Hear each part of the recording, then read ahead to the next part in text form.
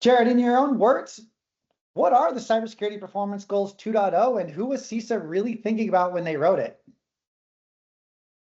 Absolutely. In my own words, CPG 2.0 is basically a set of clear, prioritized cybersecurity goals meant to help organizations focus on the highest impact security measures. And when CISA wrote it, they were really thinking about everyone from smaller resource constrained teams to larger organizations who need a practical roadmap. So it's really for security leads and IT teams who want to know what to tackle first to reduce risk. Look, I'm already drowning in NIST, ISO. Why should I care about this new set of goals? That's a great question, and I totally get it. You've got a sea of frameworks out there. The reason to care about CPG 2.0 is that it's really designed to be that practical, high impact starting point. It aligns with NIST and others, but it's stripped down to what really moves the needle first. So if you're drowning in all the standards, this is like a lifeline to help you prioritize. Let's get right to it. What are the biggest differences between CPG 1 and CPG 2? Absolutely. Let's dive into that. One of the biggest differences in CPG 2.0 is that it's more streamlined and prioritized based on what we've learned works best in the real world. It's more aligned with current threats and the latest version of the NIST cybersecurity framework. In short, it's a more practical and updated roadmap. So if you've seen CPG 1.0, think of 2.0 as the next, more user-friendly evolution. So where do you see the biggest step up in 2.0? Governance, tech controls, something I'm not mentioning? Yeah, great question. Honestly, one of the biggest steps up in 2.0 is that it really zeroes in on practical implementation. It's not just about governance or technical controls in isolation, but really making sure that organizations of all sizes have a prioritized, actionable list. So I'd say the biggest improvement is how usable and approachable it is, especially for teams that might have been overwhelmed before. So if you had to pick three goals, that's green. This is 2.0, not 1.0. What would they be?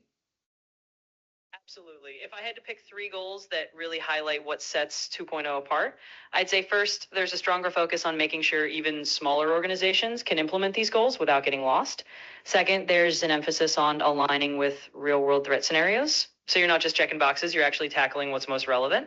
And third, it's more about continuous improvement rather than a one time compliance snapshot. So those are the things that really say, hey, this is 2.0. That's sort of like what we always heard was compliance does not equal security. Sounds like they're addressing that here. Exactly. You've got it. That's really the spirit of it. CPG 2.0 is definitely leaning into that idea that just meeting compliance standards isn't the end goal. It's about actually building meaningful security outcomes.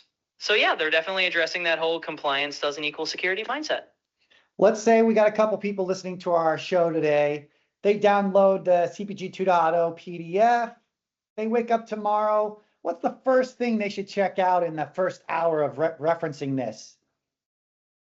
Absolutely. If someone's diving into CPG 2.0 for the first time, the best thing they can do in that first hour is really to look at the prioritized list of goals and pick out the top one or two that match their current gaps.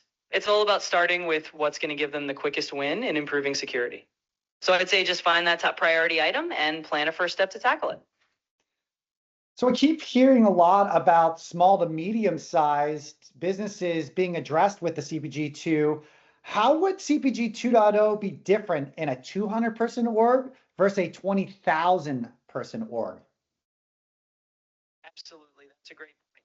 The nice thing about CPG 2.0 is that it scales. For a 200-person org, it's going to give them a really clear, focused set of steps that are manageable with a smaller team. They can prioritize quickly and not get bogged down.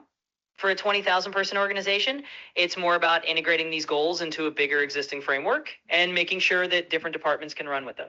So it's really adaptable, and that's the big difference. It's just as useful, but scales to fit the size of the team and their resources. You know, another part of this, how to use CPG 2, what's a simple way to turn these goals into something I can show my executive or my board? Absolutely. Goals into something you can show your executive team or board is to basically translate them into a quick impact summary. Just highlight the top two or three goals and explain how each one reduces risk or improves security posture in plain language. That way they can see not just what the goals are, but the real business value. Let's focus on real world problems and pitfalls. Where do you expect teams to stumble when trying to implement CPG 2? Absolutely. That's a good angle to look at. I think one of the main pitfalls is going to be trying to do everything at once. Teams might stumble if they feel like they have to implement all the goals immediately rather than prioritizing the most critical ones first. Another pitfall could be not getting buy-in from different parts of the organization. So it's important to communicate the value clearly and start small. In short, the key is to focus on a few high impact steps rather than trying to boil the ocean all at once. And what would you tell a CISO that says, we don't have the staff for this? Absolutely, that's a real concern. I tell them that CPG 2.0 is designed with that in mind. The idea is to focus on a few high impact, manageable steps rather than feeling like they need a huge team. I'd encourage them to start small, pick just one or two goals that fit their current resources, and build from there. It's really about progress, not perfection. I love just moving forward, no matter how small the steps are. So what do you think the impact will look like in 2 years if an organization took CPG2 seriously? 2 years from now, what do incident reports look like? Absolutely, that's a great mindset. If an organization really commits to CPG 2.0 over the next couple of years, the impact can be pretty significant. You'd likely see fewer incidents getting through, or at least a reduction in the severity of those incidents. In other words, your incident reports might show that you're catching issues earlier and mitigating them faster.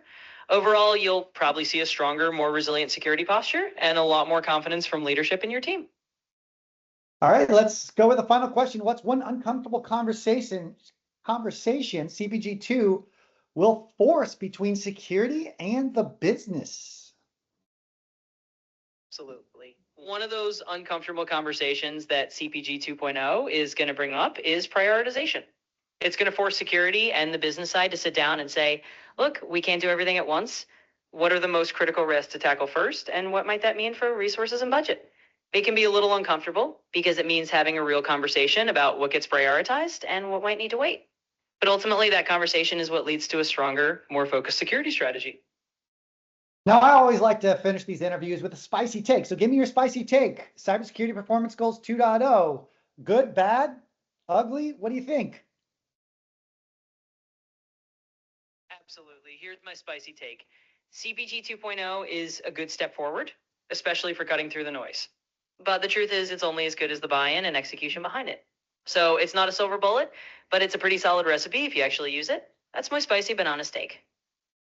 Well, thanks, Jordan, for having you today, or for having us, or the AI prompt that you are. We'll talk to you soon. Absolutely. It's been a pleasure. I'm glad we could dive into all of this, and I'm always here whenever you need to chat again. Bye, everybody.